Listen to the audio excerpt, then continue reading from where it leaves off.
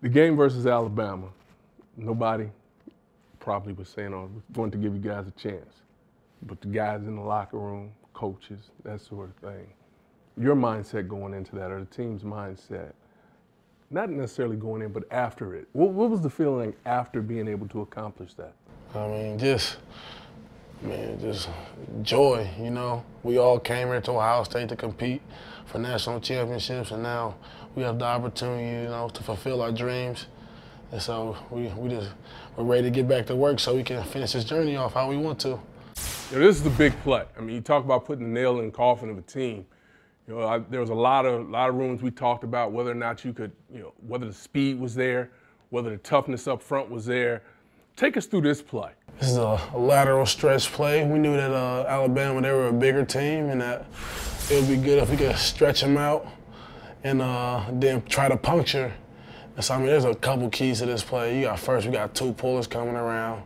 I think the biggest thing is just this block by Evan Spencer. You see him right here. I'm gonna put the laser on him. You need to put the laser on. Put the laser on. Just watch him zero in. You know, he takes out two defenders. That's what really opened up the play.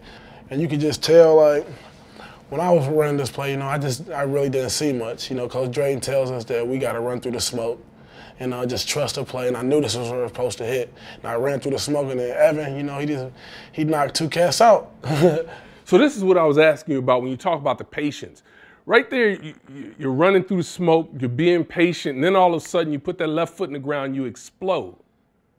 Is that just because now all of a sudden you see the crease, you understand the scheme, you know where Spencer's going to be coming from? Yeah, just got to be patient, you know, and then once you see the hole, you got to accelerate, and that's what created that breakaway. So you see number 4 chasing me. You also were caught looking at the screen. You were looking up. I noticed that you were looking up. You know, that's a little bad habit I developed in high school. You know, when we played in the States at the Edwards Jones Dome, I'd break a long ground. I'd stare up at the screen and see who's coming behind me so I could slow down a little bit. Touchdown! 85 yards. Going to the Michigan game. This is you playing without the ball. Because I'm watching you, most people they don't care. I mean, he's running a wide route, nobody's really paying attention. But here's where it is, right here, right? You getting that guy out of there? When I torque my body down, you see the linebacker and even the corner trigger on the run, and that's gonna open up the passing game. And it opens it up for this backside dig or crossing route, and it's perfect. So you don't do your job, if you don't carry out that fake, if you don't do the little things, it doesn't open it up for that big pass there.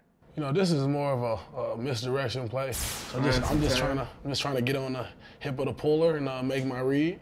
So you make this read, and you do a good job to me. That's getting with the shoulders square now.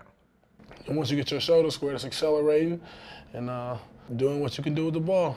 So are you anticipating Bourne being able to come off here, getting skinny and getting back to get the backside backer? Oh yeah, we call that a deuce block to the backside backer. So on the off technique, and I saw the flow from that backer, and I knew that double team would snap off and he'd overflow it.